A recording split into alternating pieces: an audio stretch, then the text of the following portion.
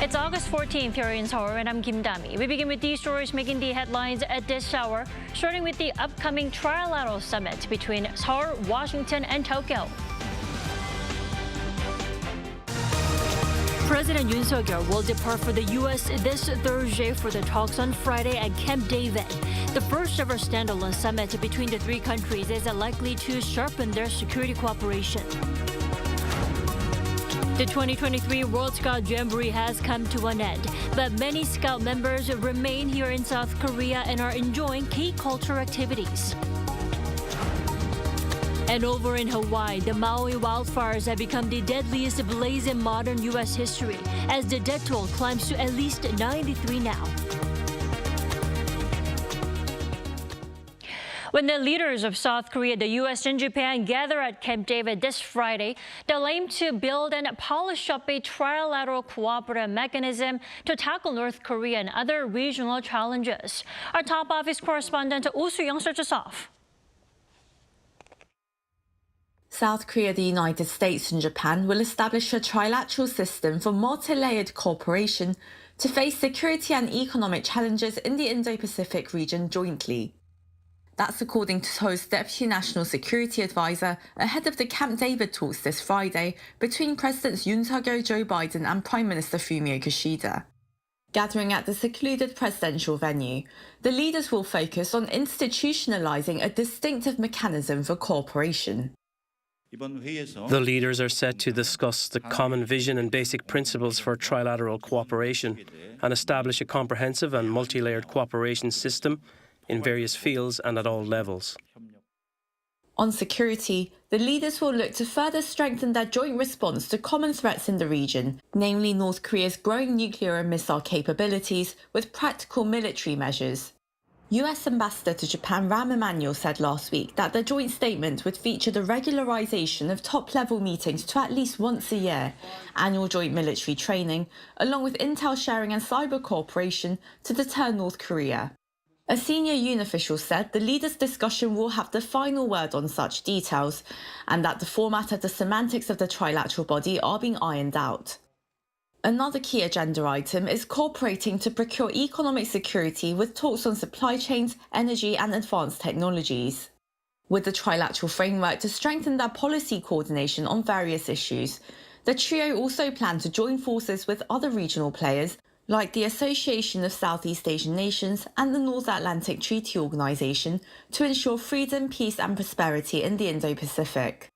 With the focus on cooperation, the senior official said the leaders won't discuss Japan's release of Fukushima wastewater, and their joint statement is unlikely to include strong words on China. The Camp David meeting is the first ever standalone summit to be held by the three countries. Their dialogues began in 1994 and were always held on the sidelines of other international events. Their talks on Friday add further momentum to fast improving relations between Seoul and Tokyo after the neighbours fully restored bilateral trade and intel sharing in recent months.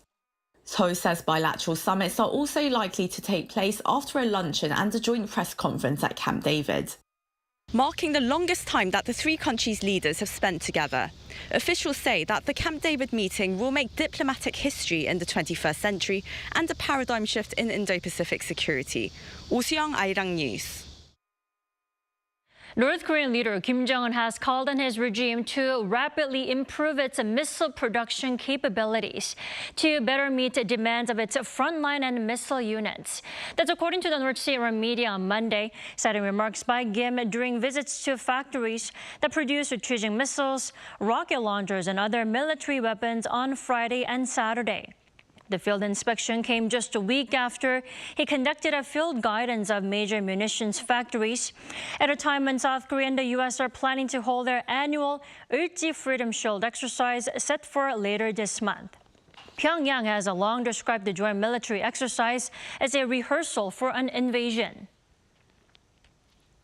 And in the meantime, the first ever standalone summit between South Korea, the U.S. and Japan is expected to define their trilateral security cooperation even more clearly now, especially on the issues here on the Korean Peninsula.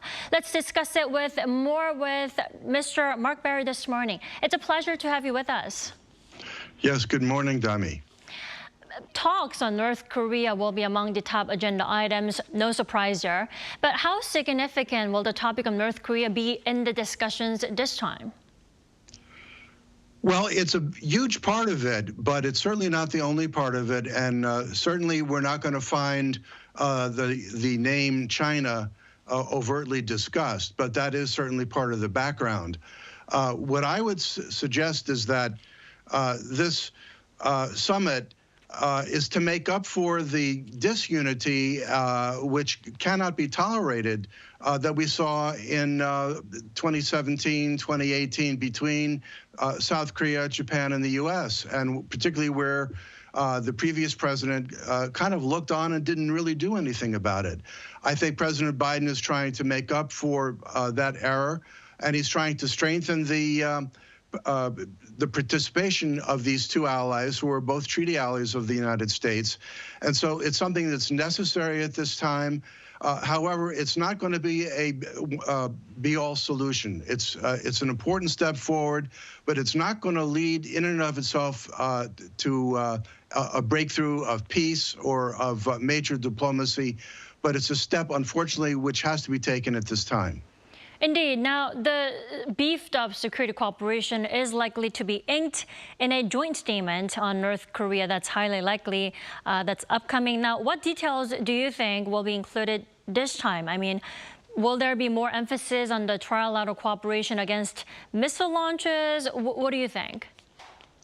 Well, I think, first of all, they want to regularize this trilateral summit to happen annually. The national security advisors of each country hopefully would gather twice a year. The meetings among defense chiefs and chiefs of the joint staffs of each country to meet even more regularly. And this is something that sends its own message. But more importantly, should be tighter defense cooperation, the ability to be able to have an easier time of transmitting intelligence information about missile launches and all sorts of other technical data that oftentimes has to go through the U.S. and then to the other ally. And I think this is something that President Biden wants to put a stop to. So this is all for the best. The joint statement, however, will cover other areas of economic security. It will imply a lot of other areas. So North Korea won't be the only topic, but it's probably the paramount topic.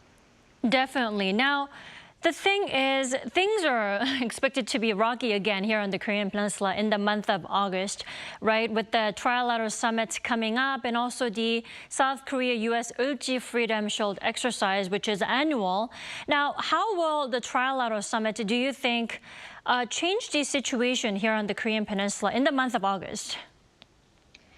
Well, I think this is why we see certain things happening. I think that there are two things that Kim Jong-un always has a problem with, and one is military exercises. In fact, I would distinguish that from the presence of U.S. troops, because he was quite clear to Mike Pompeo, according to Pompeo's memoirs, that he didn't necessarily have a problem with U.S. troops. What he has a problem with is the exercises which his military can only construe, and in fact, correctly, are directed against Kim and North Korea.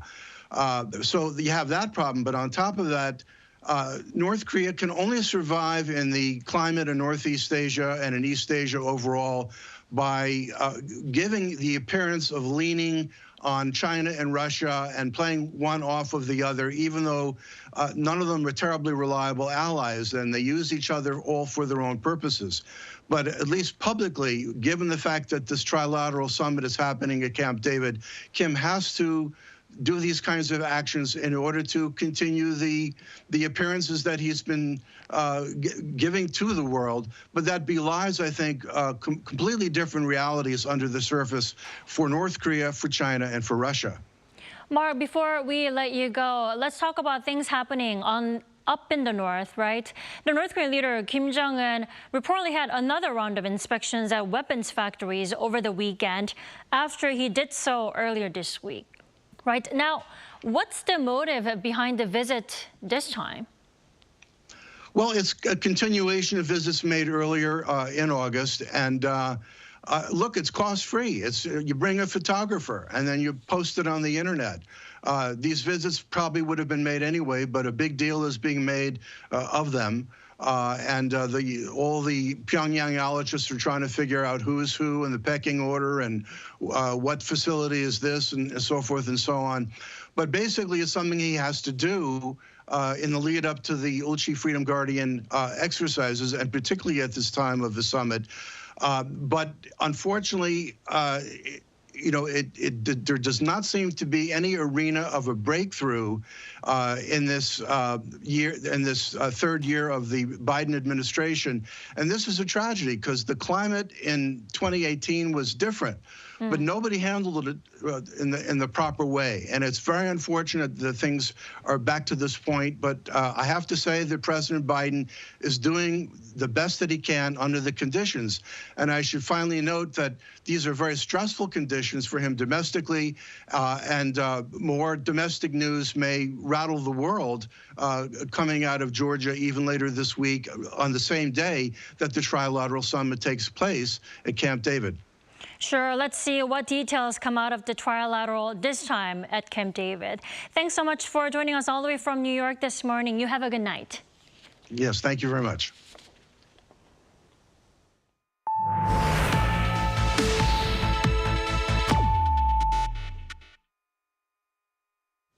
The curtain officially came down on the 25th World Scout Jamboree last Friday, with over 40,000 Scouts from all around the world reuniting here in Seoul at a grand K-pop concert. Our Shin-Se-byuk has the highlights. A vibrant array of lights filled the Seoul World Cup Stadium on Friday as the K-pop Super Live concert brought the 25th World Scout Jamboree to a close. Some Scouts were singing and dancing along with the performances while waving heart-shaped light sticks while enjoying the last moment of the official Jamboree. A total of 19 K-pop acts, including New Jeans, IVE, and NCT Dream, took the stage, entertaining the 43,000 audience members from over 140 countries. These K-pop stars added a spectacular touch to the grand finale of the 2023 World Scout Jamboree. The most impressive was New Jeans. We've seen them go very viral online, so it was very nice to see them live finally. Everyone seemed to have a blast, just soaking in the concert experience. Originally planned for Saemangeum's outdoor stage on the 6th of August, the location went through a couple of switches due to sweltering conditions and Typhoon Khanun, first to Jeonju World Cup Stadium before being moved to Seoul World Cup Stadium. There had been unexpected twists and turns which only made the participants eagerly await the moment. I've had a great time anyway, regardless of what's happened, so this was just a nice way to end it. Yeah, exactly. I'm the same as well. I think definitely we'll be looking into some more K-pop. After the concert wrapped up, the night sky was painted with colorful fireworks. With the K-pop concert, the 25th World Scout Jamboree concluded its 12-day-long journey. Shin-Se-byuk, Arirang News.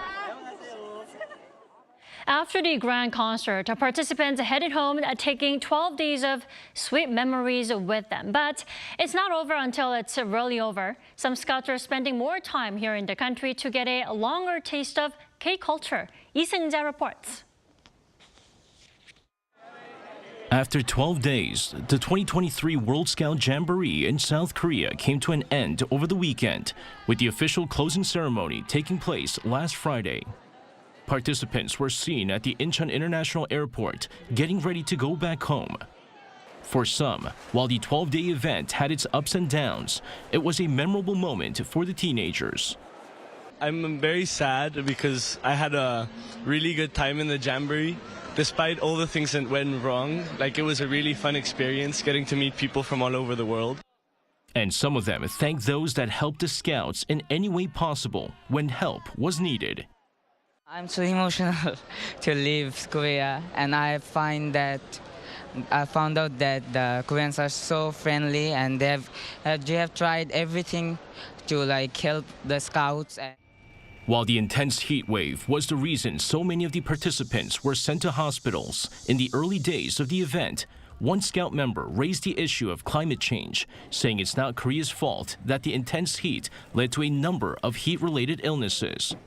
And while many of the participants left the country after the conclusion of the World Scout Jamboree, others stayed behind to experience a bit more of the country, including a group of scouts from Morocco who visited Gyeongbokgung Palace, where they dressed up in Korea's traditional hanbok. Others enjoyed spending time at amusement park, getting in some thrills before departing the country, while some of the remaining scouts checked out popular tourist destinations like Namsan Seoul Tower. While the World Scout Jamboree might be a thing of the past now, the government says it will do all it can to cater to those that chose to stay behind to see more of what Korea has to offer. Lee Seung-jae, Arirang News. South Korea's trade balance for the first half of 2023 saw its biggest deficit in 5 years, amid a slow recovery in inbound travelers. According to the Korea Tourism Organization on Monday, the country's travel trade balance for that period recorded a $4.65 billion of deficit, the biggest since the same period in 2018. Now, the figure is also a 123% increase compared to last year. This comes as outbound travelers in the first half of the year reached 66% of the 2019 pre-pandemic levels, whereas inbound travelers were only at 52.5%. But the recovery is expected to speed up with China's resumption of its group tours to South Korea. Tomorrow, August 15th, is Gwangbokjeol, or National Liberation Day here in South Korea. This is the day when Korea regained its independence from Japan in 1945 after 35 years of colonization. In light of the occasion, our Song Yu-jin takes us to a special exhibition being held in the city of Glendale in the U.S. In Glendale, Los Angeles, stands the Statue of Peace. First installed in Seoul in 2011, this statue remembers the young women and girls who were forced into sexual slavery by Japan during World War II. A replica found its place in Glendale 2 years later. In light of this, curator Chun Hae-yeon has been holding a special exhibition every year since 2014. After the statue was installed, Japanese far-right activists filed lawsuits and sent protest emails. The mayor of Glendale encouraged the Korean community to take action. I initially organized the exhibition through donations, and since 2017, I've partnered with the city library. The centerpiece, an installation called Remembrance Unveiled by Choi Jong-un. The empty chair resembles the one that's part of the peace statue. So it's a clear acrylic chair that has the water, as well as the water of both cities and the soil from the cemetery from the Comfort Women. The water from Korea came from the Imjingang River near the demilitarized zone, which Choi collected himself.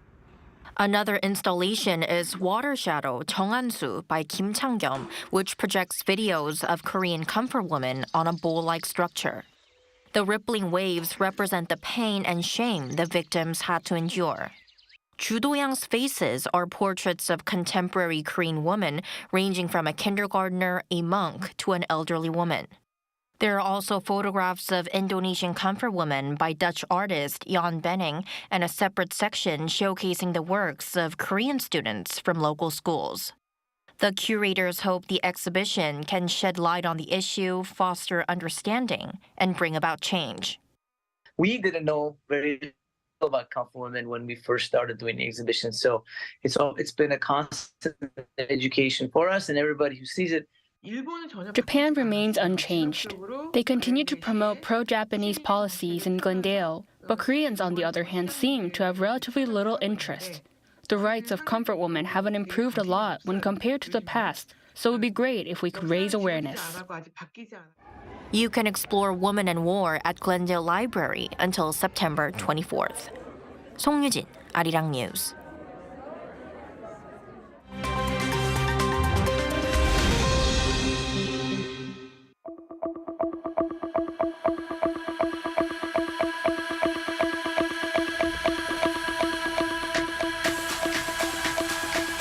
Good morning, I'm Matthew Ashley, and we now turn over to stories from around the world. We begin on the Hawaiian island of Maui, where at least 93 people have been killed following devastating wildfires that began last Tuesday. Now, the death toll makes it the deadliest wildfire in the U.S. in over 100 years. And according to Maui's governor, the death toll is likely to rise significantly as hundreds of people are still unaccounted for. Hundreds of people lost their homes and thousands were forced to evacuate from the fires that completely destroyed the town of Lahaina on the west side of the island. And while fires are still burning, they are now mostly under control. Wildfires also impacted Big Island and also triggered evacuations, but damage there has been limited. The wildfires broke out amid prolonged dry conditions in the region and were fanned by winds from Hurricane Dora. Now, the Russian Navy on Sunday fired warning shots at and boarded a cargo vessel in the Black Sea. According to Russia's defense ministry, one of its patrol vessels fired on the Palau-flagged Sukru-Okan ship after its captain failed to respond to a request to search for weapons. Moscow claims that the ship was headed to the Ukrainian port of Izmail, although data shows the ship was on its way to the Romanian port of Sulina. Moscow has previously said that it considers all ships heading toward Ukrainian waters to be potentially carrying weapons. The cargo ship was allowed to continue after the inspection.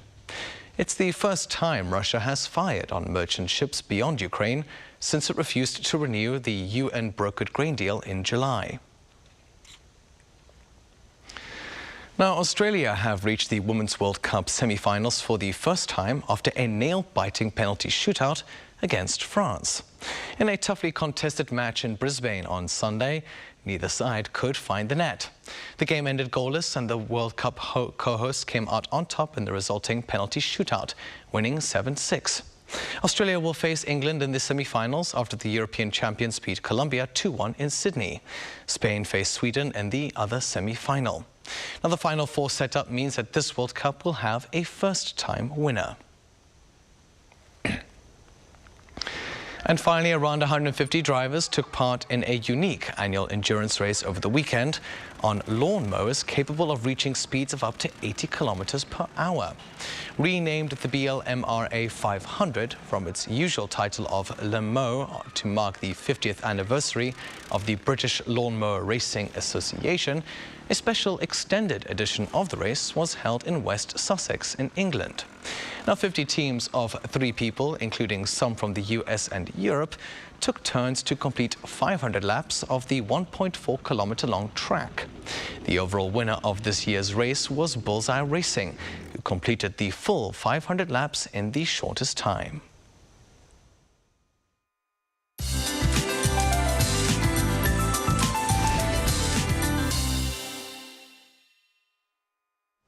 Good morning. A heat wave advisory is in place across much of Korea, and coastal areas like Busan and Jeju had a tropical night. And most parts will be seeing highs going up to the 30s this afternoon, except in the east of Gangwon-do province with rain in the forecast. And expect to see 5 to 20 millimeters of rain through Wednesday afternoon if you're there. Meanwhile, the rest of the country will see 5 to 30 millimeters of passing rain along with thunder and lightning. Now, Seoul and Gwangju will go up to 33 degrees Celsius, but feels like temperatures will be a couple of degrees higher than what the thermometer points at today. And until sudden showers pass by, it will feel rather muggy with strong UV rays. Now, tomorrow is the Liberation Day here in Korea. Jeollanam-do province and Jeju will see passing rain, while the rest of the country will have repeat of today's warmth. Morning and evening temperatures have gotten a little more bearable after the typhoon, though the afternoon heat will stay with us through to the end of the month. That's Korea for you, and here's a look at the international weather conditions.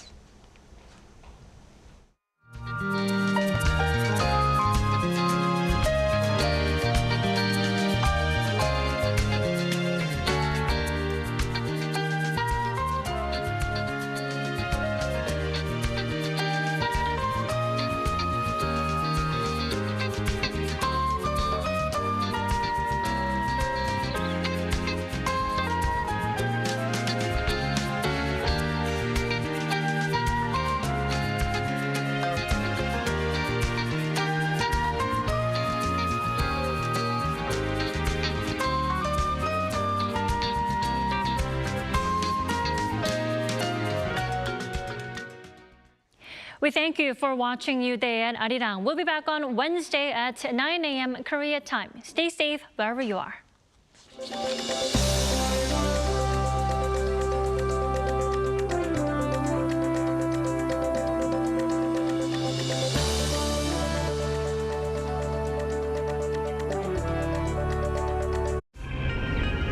한국에 오면 먹어야죠.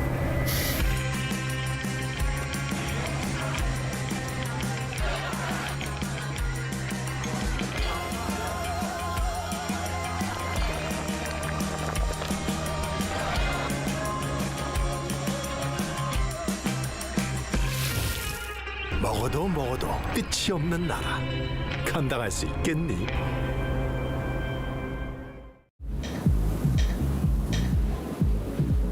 웰컴.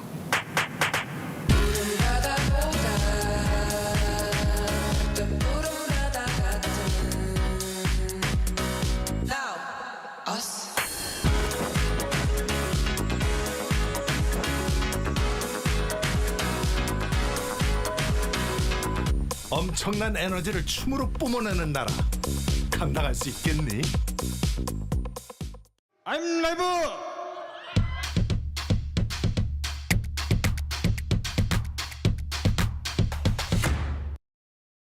저를 도와주시는 분들이 저희와 함께 해줄 수 있는 세션분들 아무리 봐도 없지. 텐션 같은데 아니라고 아무도 안 하는 거고.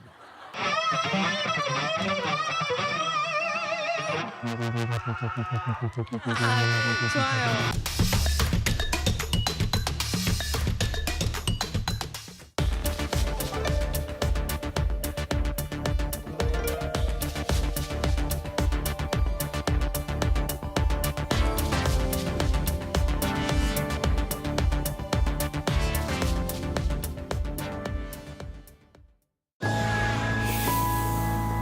Ireland, like Korea, is a very outward-facing country.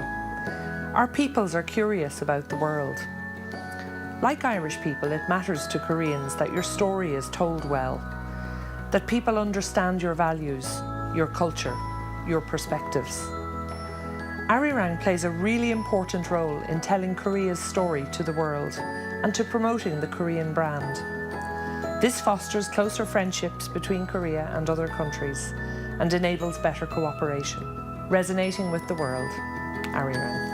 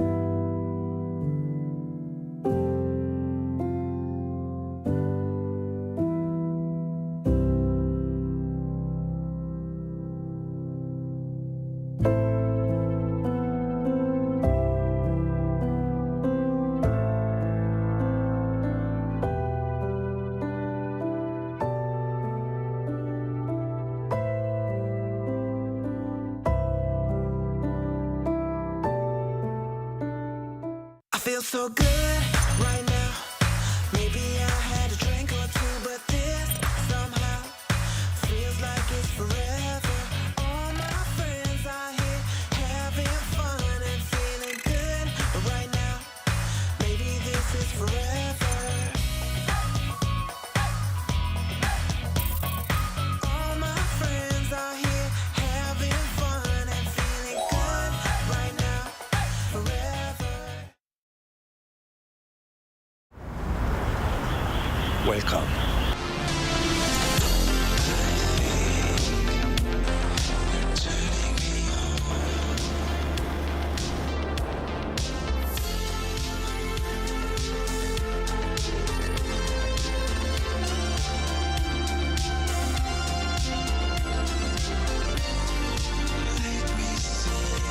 (24시간) 불이 꺼지지 않는 나라. 감당할 수 있겠니? 하나, 둘, 셋.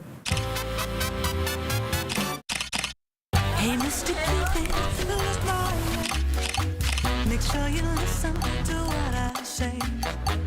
I may be stupid or quite naive.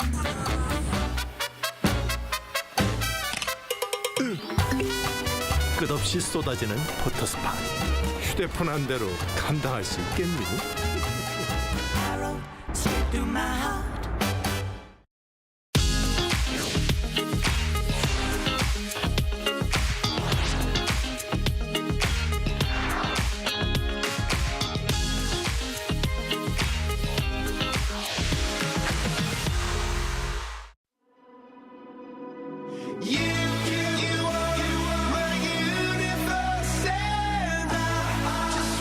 We're here to make a new type of news. New insights, new styles, and new topics every day. We are News Generation. Making news just for you. It's August 14th here in Seoul. I'm Yoon, and this is News Generation, where we make the news at Arirang's very own open studio. Every morning, we'll discuss the top issues and latest current affairs affecting people in their 20s and 30s. Joining me in the studio is Kim Seong. Happy Monday, Ian. And Jessica Daino. Always a pleasure to be here. Now, both are here to speak on behalf of people in their 20s and 30s. Tomorrow is Gwangbokjeol in English. That's National Liberation Day in Korea. 78 years ago, on August 15th, Korea became independent from colonial Japan's rule. And Seong, why don't you first explain to us what this day is and what it means to us Koreans here in the country? Of course, 78 years ago on this day, August 15th, 1945, Korea was liberated from Japanese colonial rule, marking the end of 35 years of occupation. The Korean people's struggle for independence, resilience, and unwavering spirit paved the way for this momentous day. It's a time for reflection and celebration as the nation honors the sacrifices made by those who fought for their freedom. During the colonial period, Koreans faced oppression and suppression of their culture, language, and identity. The fight for independence was a collective effort that included protests, demonstrations, and sacrifices by countless individuals. National Liberation Day is a reminder of the strength and unity displayed by Koreans in their pursuit of self-determination. And like many other countries, these national holidays mean a lot for youth out there. Could you explain to us what National Liberation Day here in Korea means to us millennials and Gen Z?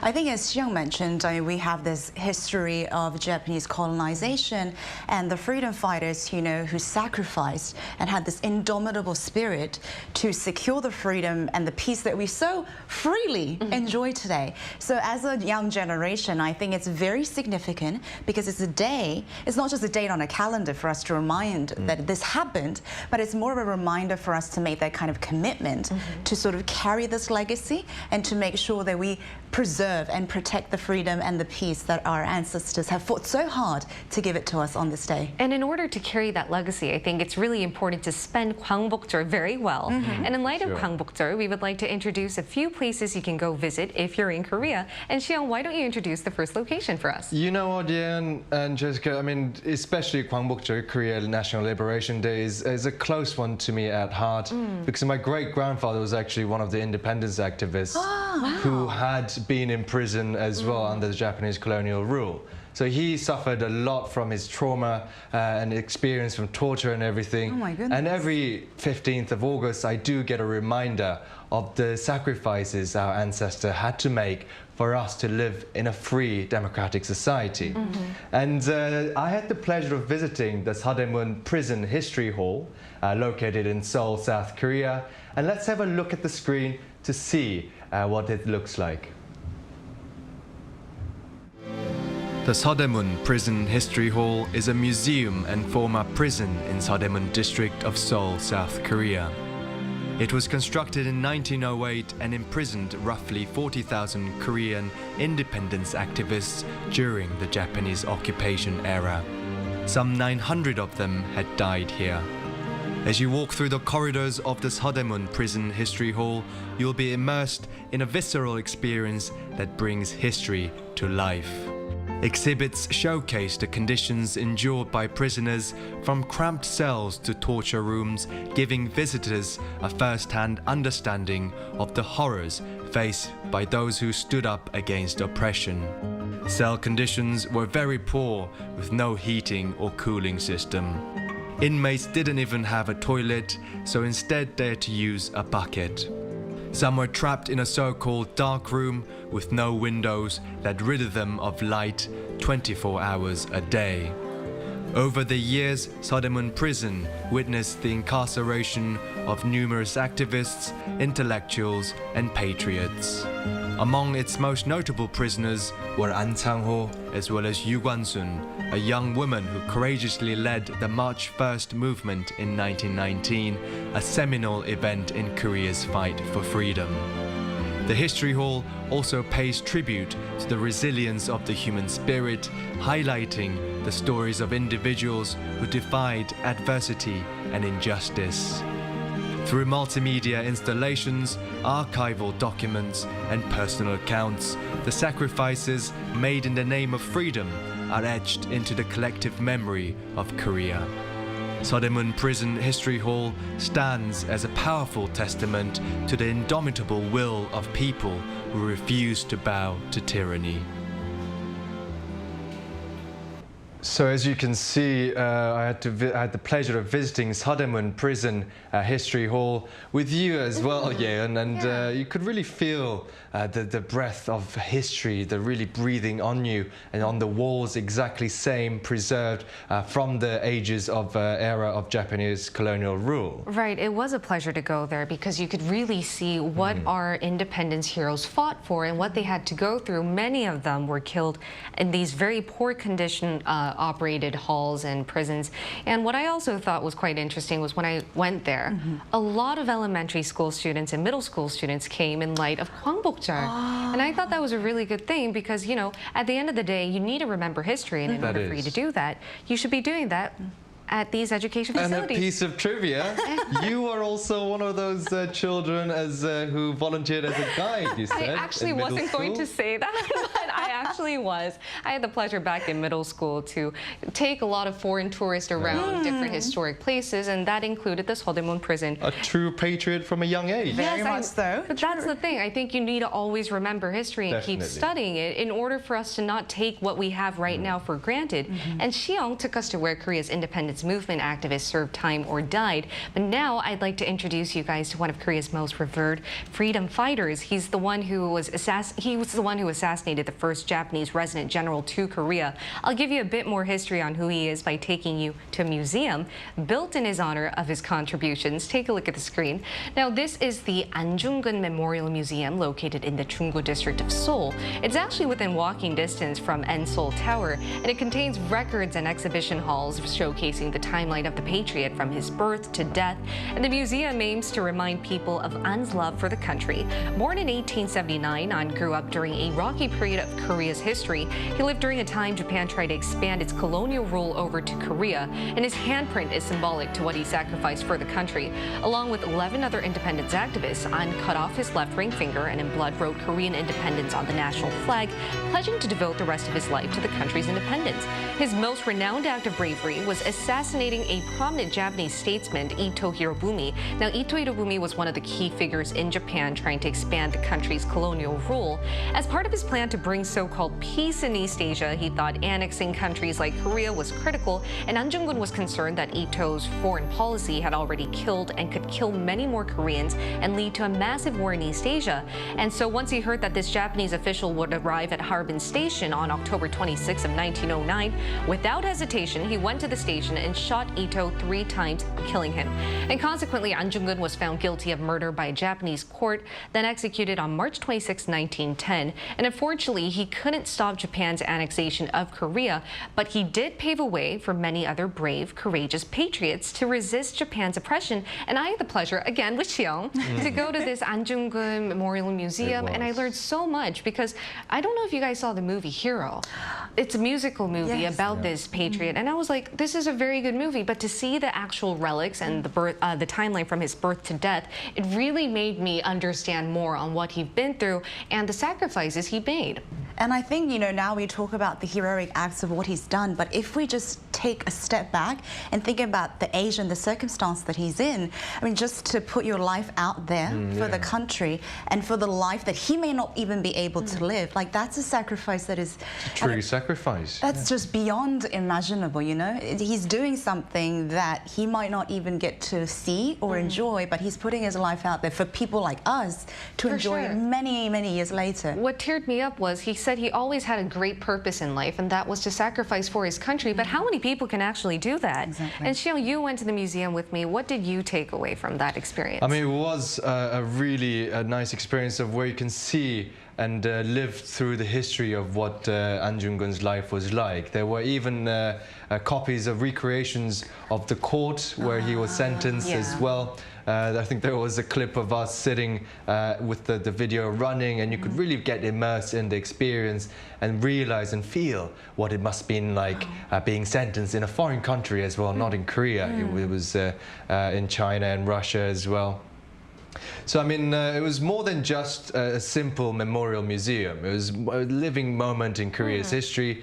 An Jung-geun was actually one of the key figures that changed the course of Korea's history, leading to its freedom as well. He paved the way for other independence fighters to come about. Yes. And also, it was really interesting to see. There were so many toddlers there, too. Oh, really? And they could have immersive experiences with the exhibitions. The museum itself was really You know what was great? That the toddlers will come, it was a weekday as well, but they'll come with their parents, and they had this like a sheet of paper, which they had to go around the museum and get some information and then fill in the blanks. So it was actually a really good learning experience, it seemed like, for the children as well. Yeah, I even listened to what the parents would say to the children just for more information, because they were filling out the Quizlets, and I was like, this is all really good information. So if you do have time, and because it's so near the Seoul Tower, a main attraction here in Seoul. You get a great view of the Seoul Tower. You can get a great view, take a good, really cute little pictures, and then go down to the museum and learn a bit of history. Now, Cheska, would you like to take us to one more location we can go in light of Gwangbokjeol? Yes, and speaking of going with the family, I think this is probably, I mean, not to brag, but probably the perfect location for you to kind of get outside of Seoul and take your family and actually enjoy this Liberation Day. This place is called the Independence Hall of South Korea, located in Cheonan, which is a little bit outside of Seoul.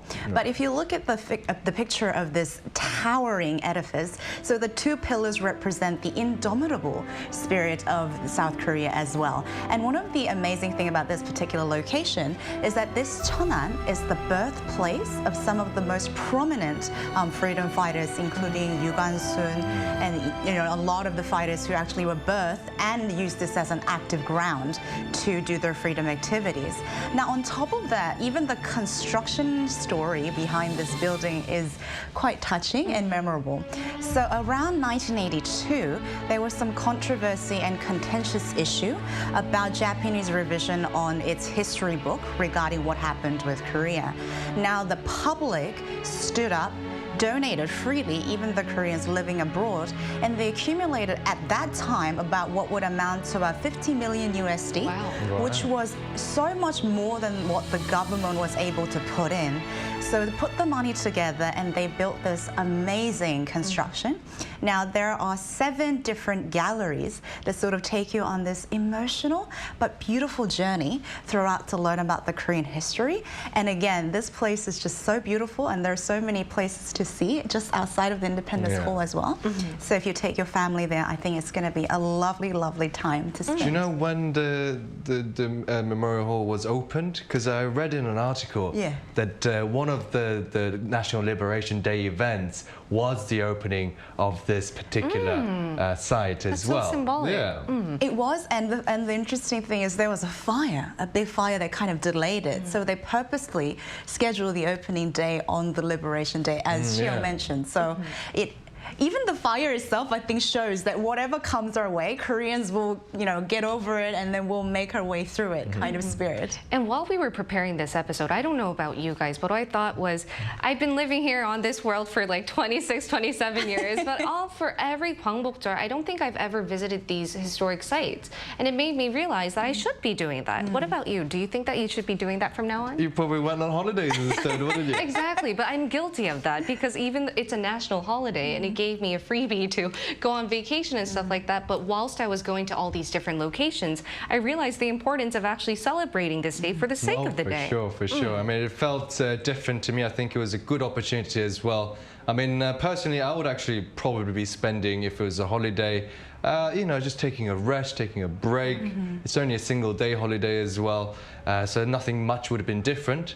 But with this experience of having gone to a few of the places as well, of the sort of more patriotic sites, remembrance sites as well, it sort of refreshed my mind in thinking about what the country has done for us, what the people have sacrificed as well. Because if you see it for yourself with your eyes, you realize that this isn't something you just read in a history book. It actually happened a few years back in our time. What about you? Did you ever think about that while preparing for this episode? Actually, so I didn't go with you guys, but I visited Seodaemun a couple of times before, and every time I walk in, there's this, I wouldn't even call it eerie, but sort of chilling sense for sure. of, even though I didn't live through it, you just feel that pain, the cruelty and the struggle that they went through to protect something that we so freely enjoy and we forget most of the time because we have struggles of our own in our daily lives. So as you mentioned, Ian, I think days like this is a perfect excuse almost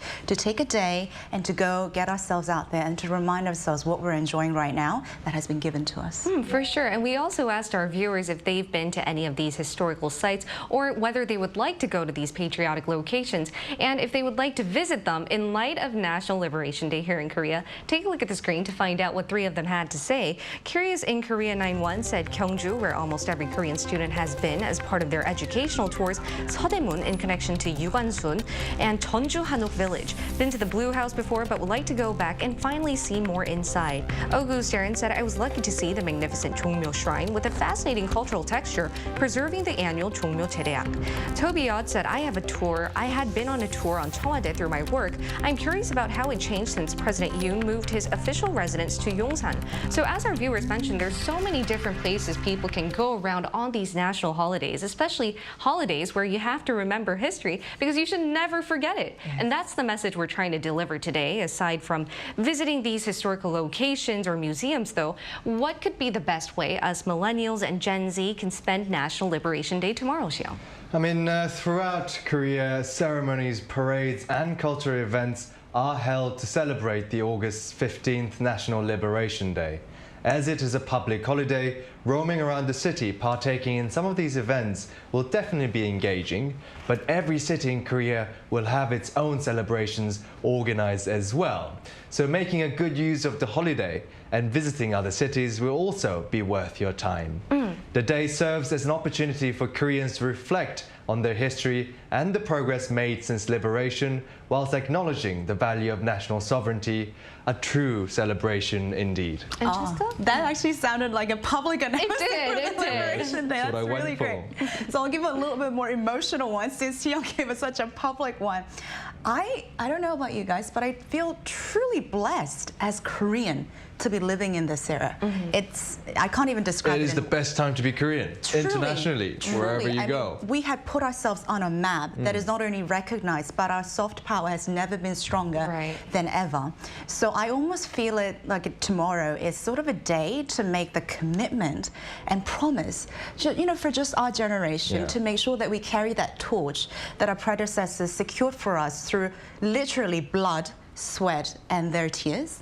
And I think if we do that, maybe we can make a better tomorrow for new generation. New generation. Exactly. And if I may add on, I think one suggestion I have is why don't we have parties for this day? It's not a sad day. It's not a day. Celebration. It's a celebration. And I think in other parts of the world, in light of their Independence Day, they have fireworks going on, they have different festivities. But why doesn't our generation sort of, you know, initiate that trend? We could gather with our friends, hold up our taegukgi national flag, and then party about. I mean, we can do the memorial service, but afterwards we can have a full-blown out celebration, party for the family to come together, Korean barbecue maybe. Korean barbecues, because at the end of the day, we all want to remember history and we never want to take it for granted. And hopefully you guys can have a wonderful National Liberation Day tomorrow. Until then, we'll be here every day from 9:30 to 10 a.m. Korea time, bringing you more topics young people are talking about. Special thanks to Kim Seong. My pleasure. again. And Jessica Dainong. Pleasure's always mine. Thank you. All right. Thank you, everyone, for watching. Have a wonderful National Liberation Day. We are News Generation. 대한민국 만세. That's a flag.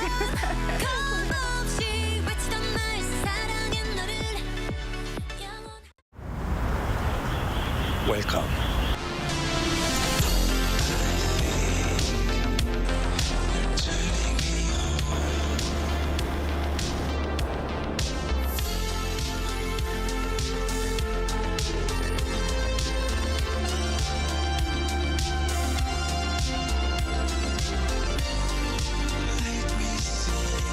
(24시간) 불이 꺼지지 않는 나라.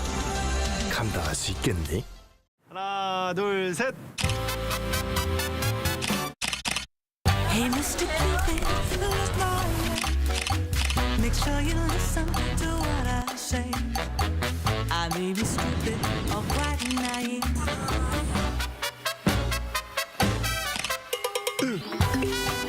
끝없이 쏟아지는 포토스팟. 휴대폰 한 대로 감당할 수 있겠니? Arrow straight through my heart.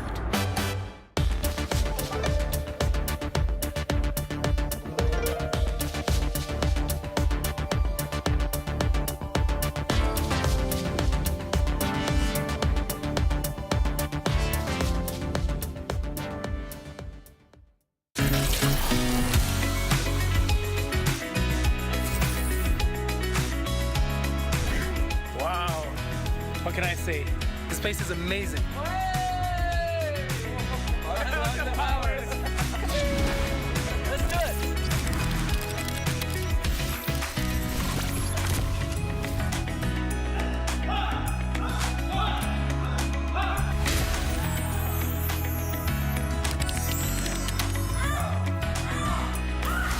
Oh my God, what an investment people did at this place, because it's like a huge place. New thoughts, new emotions to come in. A place to I felt like I was able to flush out my tension in my body, my stress or whatever. Cool.